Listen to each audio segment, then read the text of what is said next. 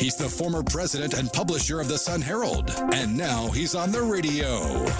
Welcome to Coast View with Ricky Mathews on SuperTalk Mississippi Gulf Coast 103.1. I hope you're having a great day, and welcome to Coast View, the show that celebrates the men and women who are working to make coastal Mississippi a great place to live, work, and play. Actually, we're going to have a roundtable today. I've got Adele, Lyons from the Coast Chamber and Ashley Edwards from the Coast Business Council here with us this morning. Good morning. Good morning, Ricky. Good to see you again. Morning.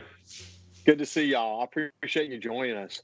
You know, there's a lot to talk about, so I look forward to having this roundtable discussion. You know, one of the things I want to talk about is the amount of misinformation that's on the internet. I think essentially this is probably the worst of times for social media, because people tend to take a lot of facts and or at least, you know, some facts and a lot of misinformation to develop what is essentially a new narrative for the situation that we're facing. And unfortunately, this makes managing through it very, very difficult. It's really unnecessary, and ultimately it's kind of counterproductive. My old friend Billy Rubel said to me this morning, he said, too many points of view from too many people that don't agree on anything. Well, you know, in a situation like we're in now, the science and the data and the facts as they are driving a lot of the President Trump's plan. It's going to drive a lot of Governor Reeves's plan. So a lot of this is actually ultimately indisputable, and I want to come back to that in just a second. So we're also seeing plans that are now underway, that are being developed to reopen the economy. And I think one of the things that people are beginning to understand as the new phased approach is starting to be understood is that we're not just going to come one day and flip a switch and everything's going to go back to normal. Until we get a vaccine, we're going to live in this kind of strange place. We'll still have to practice social distancing, and there's other things that we're going to have to do. But certainly, we're going to have to protect the vulnerable. But we'll come back to that and have a conversation about that.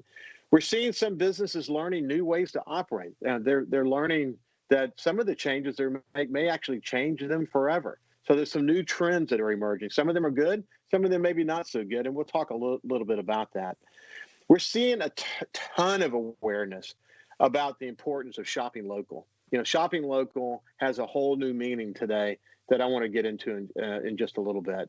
And then also, you know, we're watching the stock market. It's just going up and down. Thank God, more up lately than down.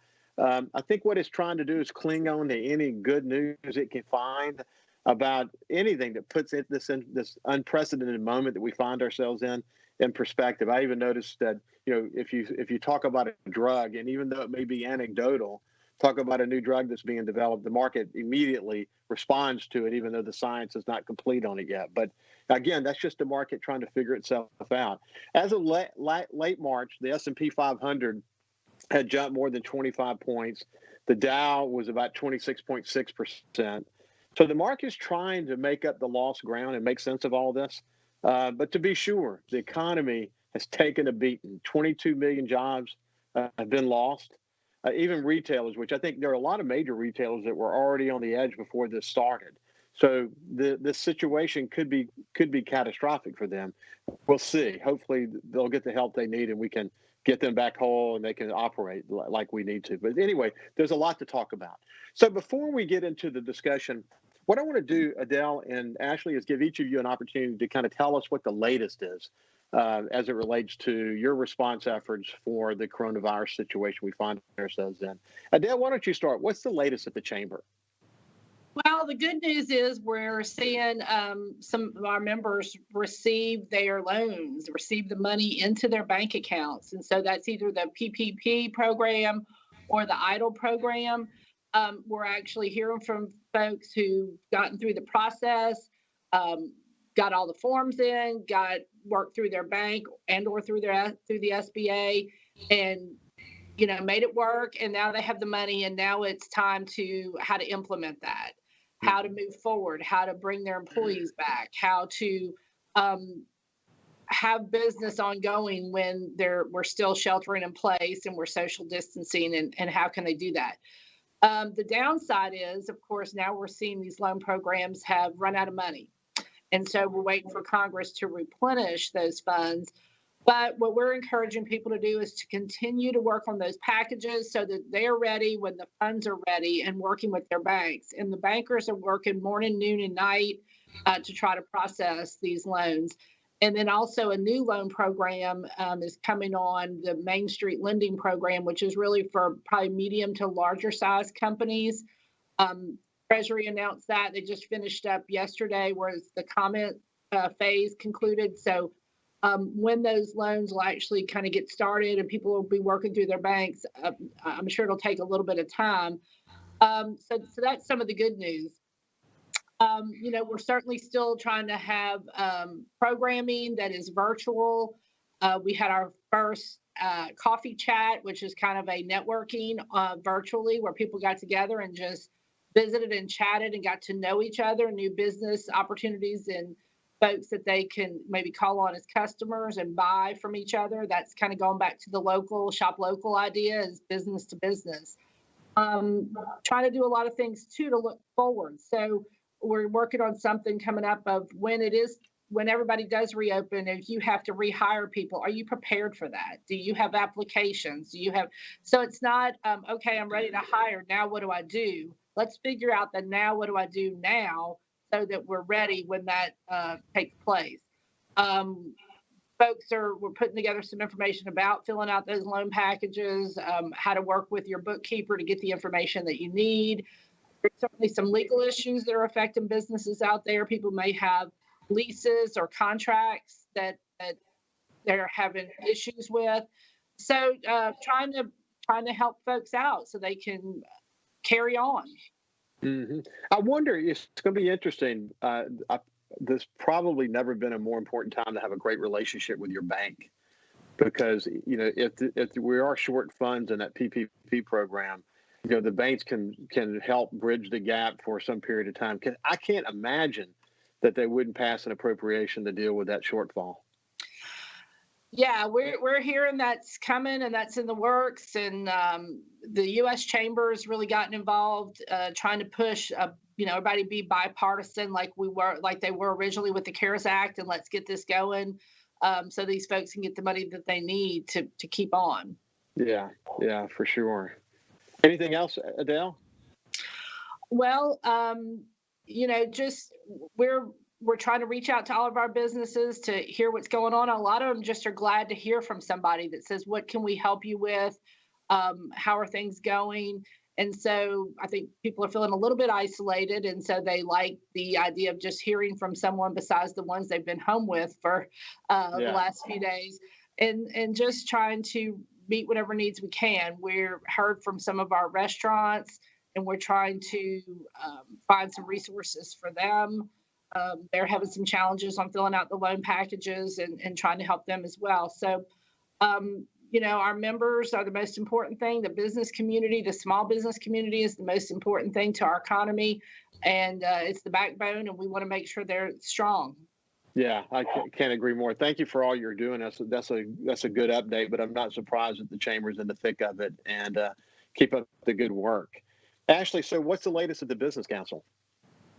Well, Ricky, we've really had an evolution about how we've sort of responded to this situation. Early on, the need was for information, was making sure that people in our business community understood what was going on, were connected with the decision makers, with the public policy decisions that were being made, that they understood the risks associated with the virus and were able to respond appropriately to that.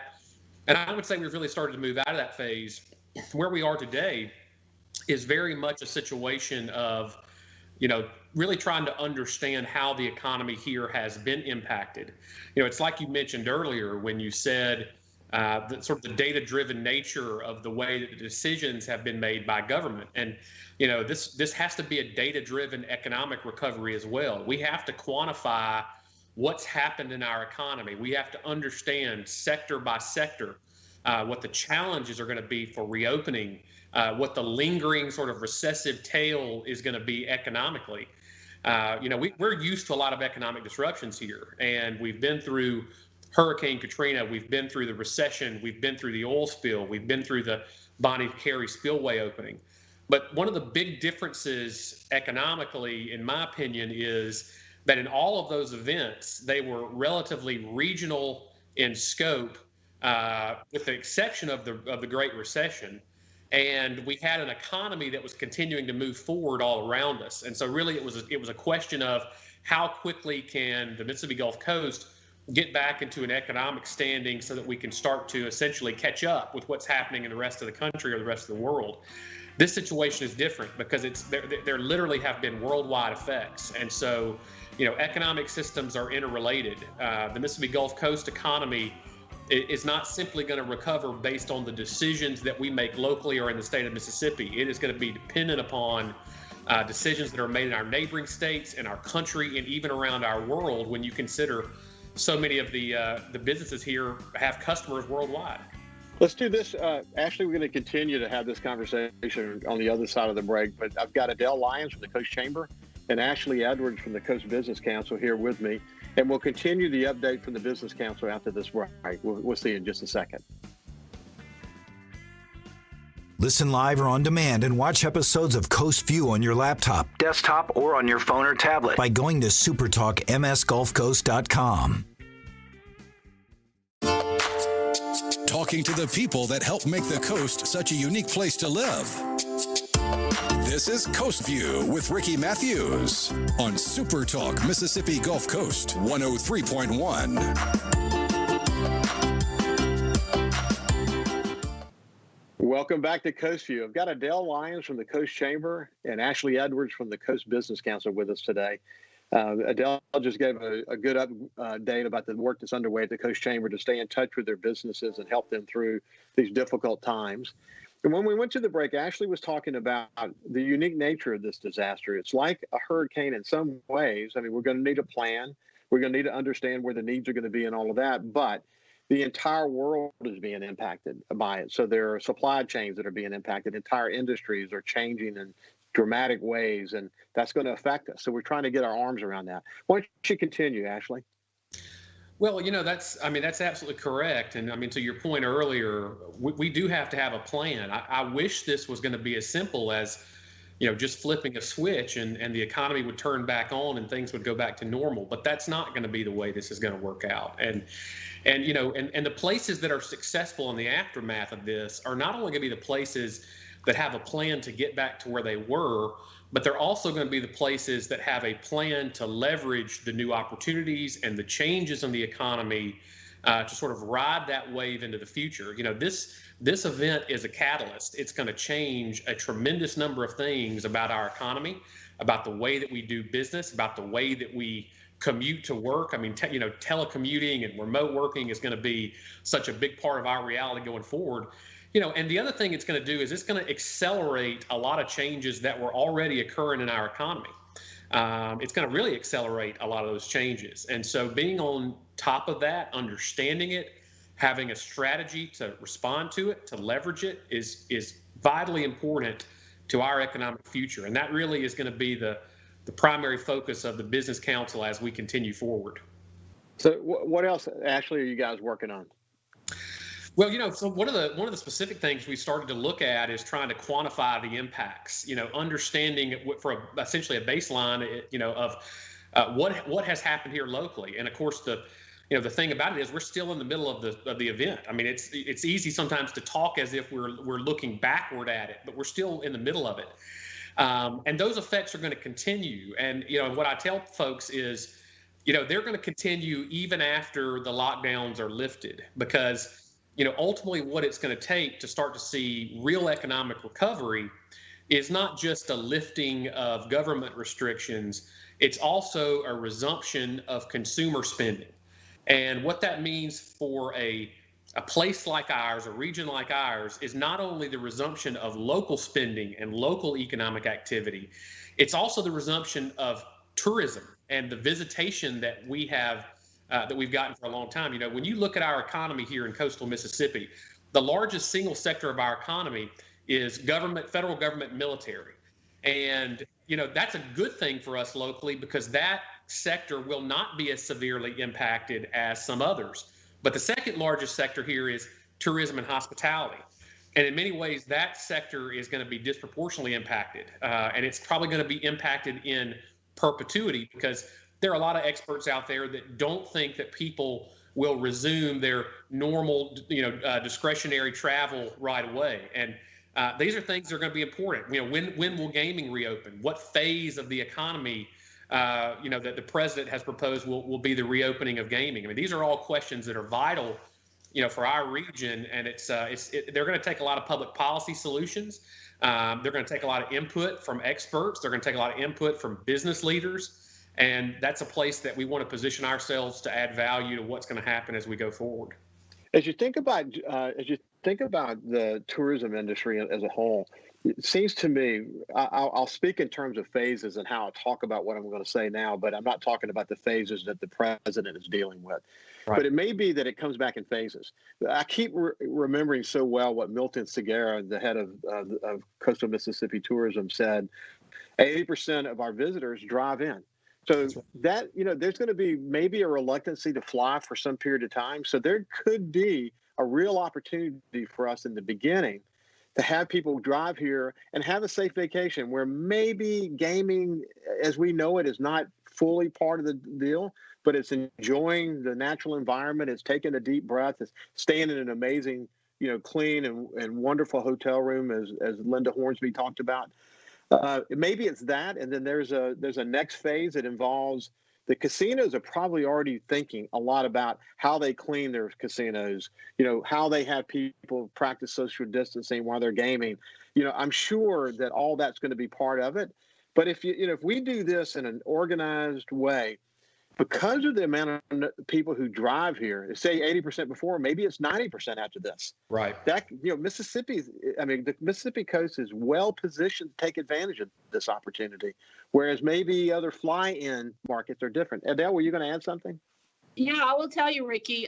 We get calls, I would say almost daily, from people.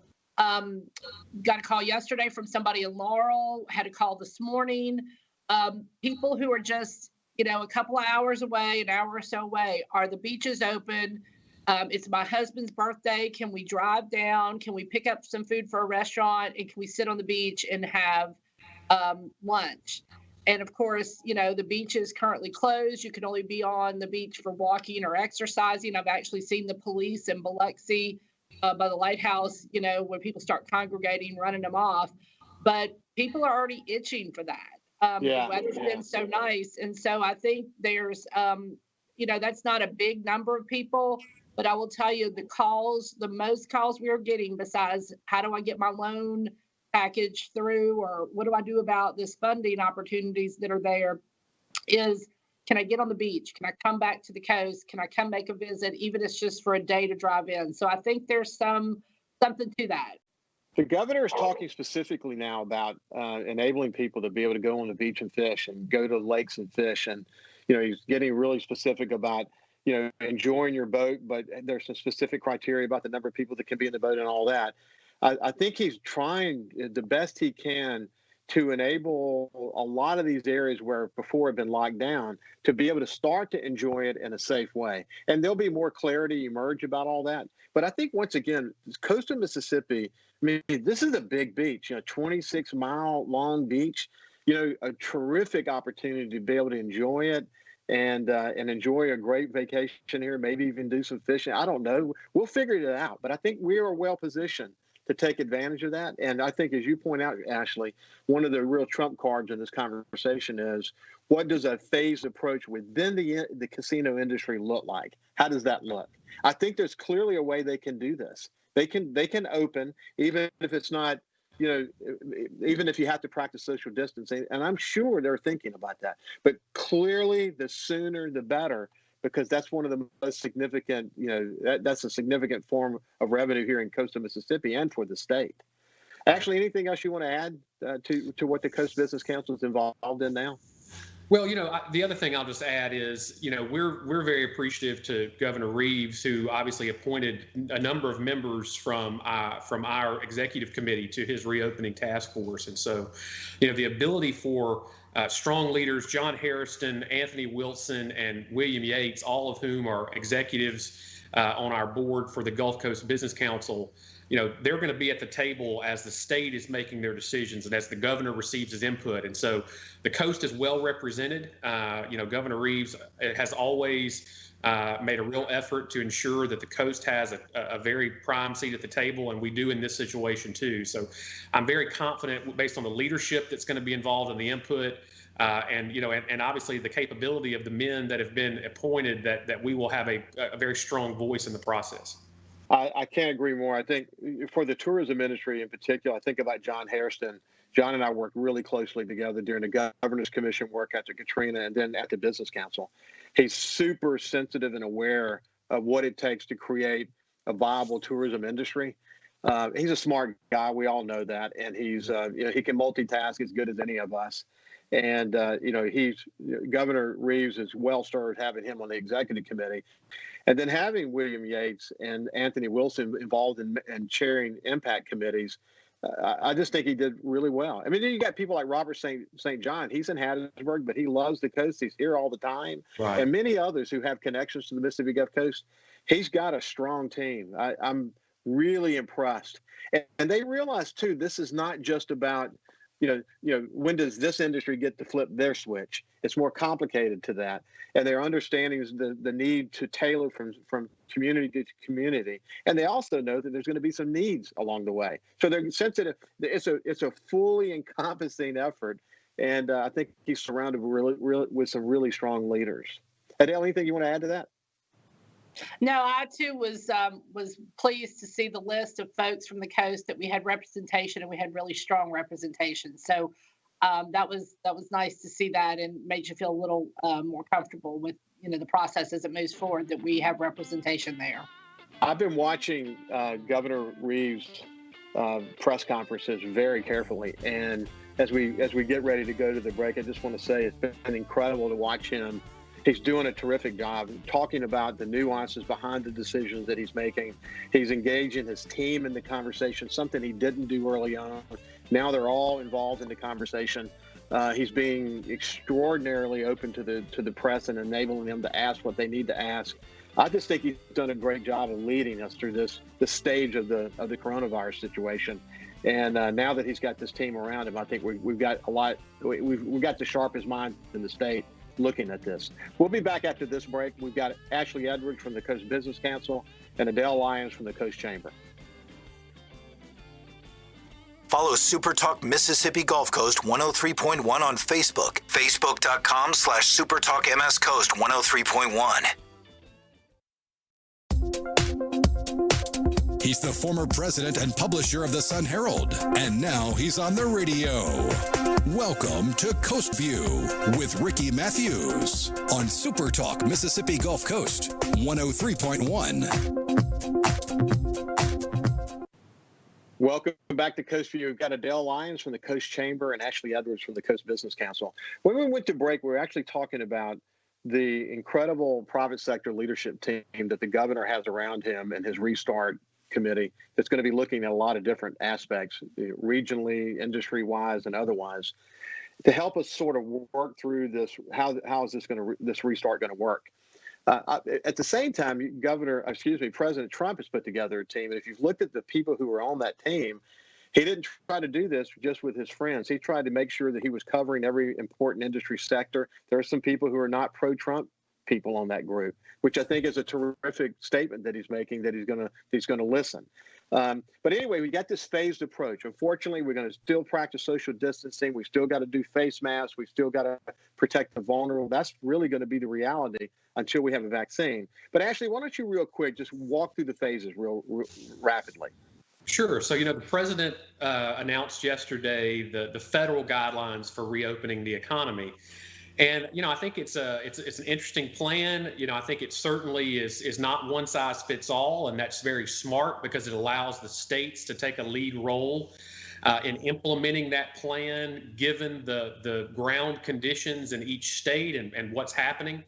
And so essentially it has what they sort of call gating criteria. And what they mean by that is, the things that you need to sort of open the gate to go into phase 1, 2, and 3. And that is, consistently declining numbers and infections and the spread of the virus over a 14-day period, at which point the states can then begin opening up a phased approach. That approach is really designed to make sure that, rather than sort of turning things back on like a light switch, it's more like flipping a series of breakers to ensure that everything is functioning and to make sure that, we don't have any rebounds. The states have the ability to pull back if they start to see, sort of a second wave or a rebound come along. But for all intents and purposes, the first phase is a more gradual reopening, allowing some businesses to start to operate, allowing folks to start to return to work when necessary. But there is also a recommendation there that companies on a case-by-case basis allow workers to continue teleworking and remote commuting if possible, if their employees are not essential as office dwellers in this case. The phase 2 begins to ease those restrictions even more. And then, of course, phase 3 starts to get to something that looks much closer to a little bit of a more cautious version of normal. And, the states will probably all move through those phases at a different pace. Given that we live in a relatively small 80 to 90 some odd mile section of the state that's sandwiched between Alabama and Louisiana, it's going to be interesting to see what pace they're on as well, because the virus doesn't know political boundaries. It doesn't know where state lines begin and end.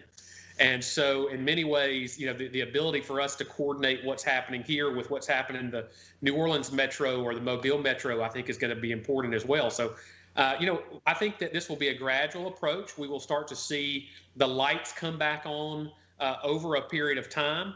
We all hope that it can happen quickly. And just like with the beginning of this situation. And I think, there's a lot of credit that goes out to the people of Mississippi, because government can put suggestions and lockdowns and things in place, but people have to actually respond to it in order to see this flattening of the curve. We've seen that here in Mississippi. And, the more cautious that people are as we go through these phases, the more that they take precautions, the faster we will likely be able to proceed through them and get back to some semblance of normalcy. Adele, anything you want to add to that? Well, the only thing I would add is, in some ways, we've been through this process after Katrina. Businesses didn't all open back up the same day, and certainly it wasn't. We weren't looking at viruses and flattening the curve. It was infrastructure that kind of controlled when things opened. So, in some ways, this isn't completely new to our community, but there's certainly differences to it. But we didn't immediately have every restaurant, every casino, every retail open. So, maybe this will be a little easier for us than we may think. What we have repeatedly said on the show is that we have built into our DNA a resiliency. There's no doubt about it. And we've faced catastrophic economic situations before. Who thought the day after Katrina that we'd ever get ourselves out of that mess? But we did. And here we are. We don't have the destruction. Businesses are still there. It's just a matter now of working our way through this. And as the governor pointed out, Mississippi has peaked much below what the estimates were, but it's plateaued. But until we get off that plateau and start to see the numbers start to fall, can we safely begin to proceed through the phases? And so I'm super impressed with the alignment that's happening now between the federal government and the states, and the data and the approach. We can't all be using different terminology in different phases. We've got to be on a similar framework. And that's actually very positive. I think that's going to help us get through this better. And as you pointed out, Ashley, there are going to be triggers in this, that if we are not if the average person doesn't contribute to this, everyone has their role to play. Social distancing, wearing the mask, protecting the vulnerable, helping to make sure we do not start outbreaks. Because the moment outbreaks occur, it triggers going back to the phase before that you're in now. So the reality is, it's going to take, if we want this to work, everybody's got to work together. So Let's shift gears now. One of the things that's so amazing to me is the conversations that I keep reading about shop local. We've always talked about shop local, but man, there's a new meaning to shop local, isn't it, Adele? Yeah, at the chamber, we push that all the time, Saturday after Thanksgiving weekend of Black Friday is a shop local day that's really promoted big.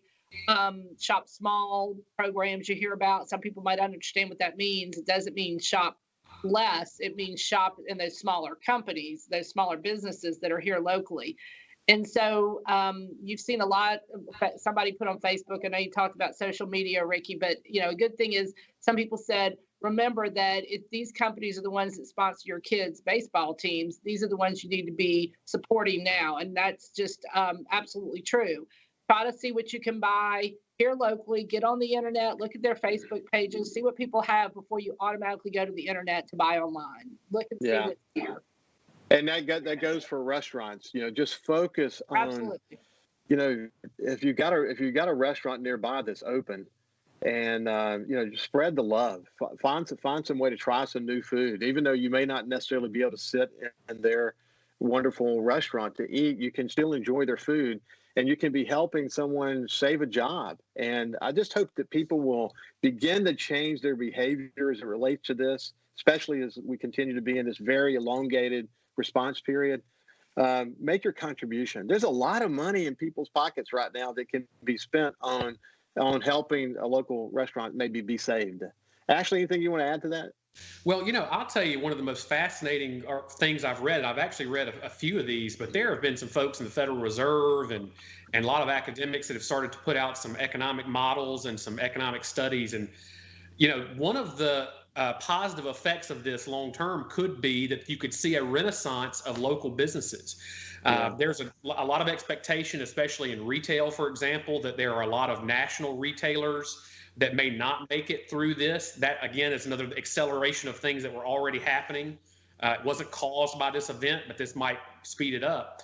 And that will create some new openings for small local businesses, potentially to find a new bit of a market niche to come back and start to have less competition from chain firms and other things of that nature. So, it will be interesting to see, but this could create a little bit of a renaissance for local businesses. And if that's the case, it'll be a very positive thing for our American economy.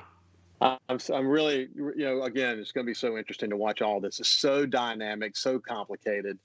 Hey, so Ashley, one of the things that you and I have talked about before is the amount of misinformation on the internet. I talked about it at the top of the show. Social media can be the best thing that ever happened, the worst thing that ever happened simultaneously. It's really frustrating now, though, because you have to work through all these conspiracy theories and misinformation and people spinning the facts to fit their narrative. That's just the reality of where we live right now. But what's important, and I want people to hear this, what's important right now is to know that this virus is real. It kills people who are vulnerable, and we have to protect them. And that even though we may survive it, we can give it. So we don't need to get it, because if we get it, we're going to give it to somebody else. The reality is our role is social distancing, face masks, paying attention to these things and protecting the vulnerable, and then watching carefully as Governor Reeves and his restart committee and the president on the advice of the governors begin to open this economy back up. Those are the things that are important right now, aren't they? That is exactly what's important. I mean, conspiracy theories, can be so damaging and so destructive. And, the truth of the matter is, across the board, this is negatively impacting everybody, individuals, businesses, members of both political parties, folks from all races, from all countries. This is a situation that is absolutely devastating folks across the board, and it doesn't discriminate. And with that in mind, I think we're certainly in a situation where we've got to work together to come through this. We have got to find common ground. We've got to be able to create some empathy and understanding with each other, and understand that folks across business, across government, they're doing everything they know how to do to try to fix this. I don't think that there is a Republican or a Democrat in America right now that doesn't want to see this virus conquered and our economy start to return. And sometimes the the best thing for our country and our dialogue is when we have a common enemy. And in this case, we all have a common enemy. This virus is real, and it's something that we've got to all work together to overcome. That's really well said, Ashley. I appreciate that. Adele, you have anything you want to add to that? Gosh, no. Ashley nailed that one. You did a really good job, Ashley. Hey, listen, what I want to do, we're getting closer to the break, but when we come back, I want to begin to have a conversation about how this has changed us as human beings. I talked a little bit about it on the show yesterday.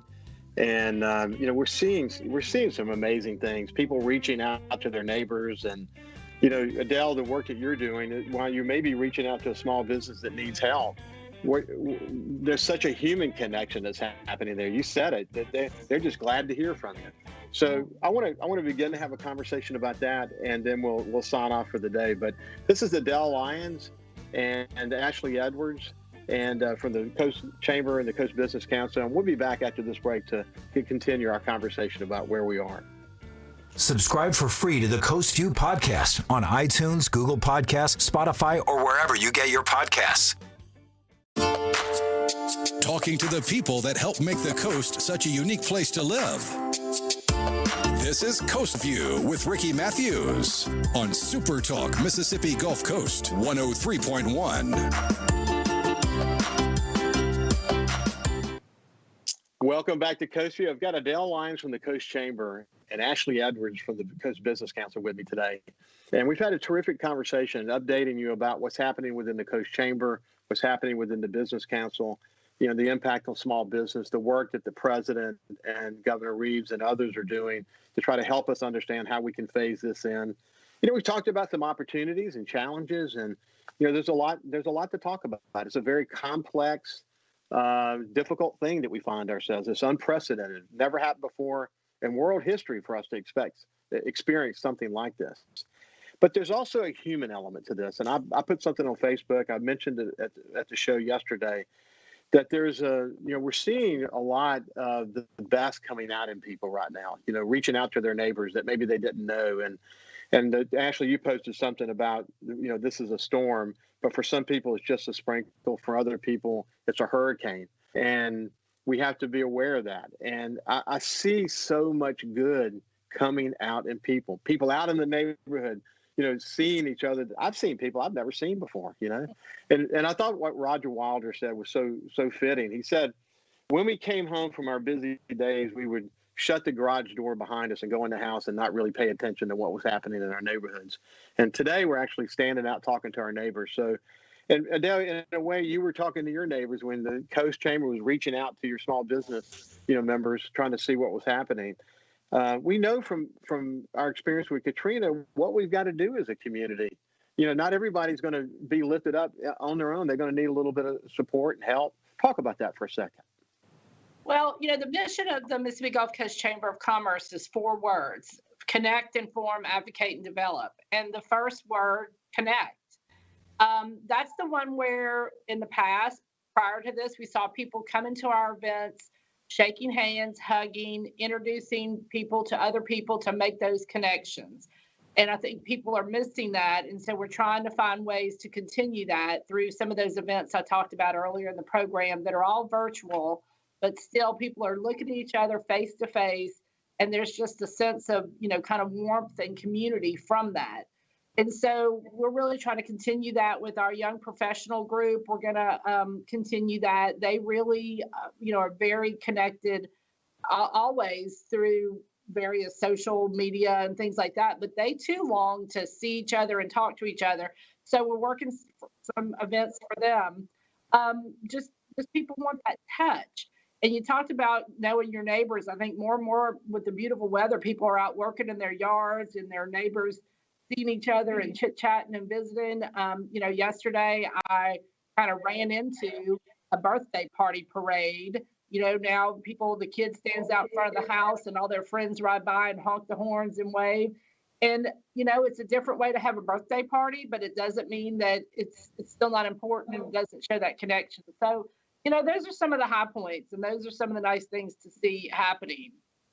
So I would say also, if you're listening to the show and you're involved in the chamber and you're feeling down, give Adele and her team a call.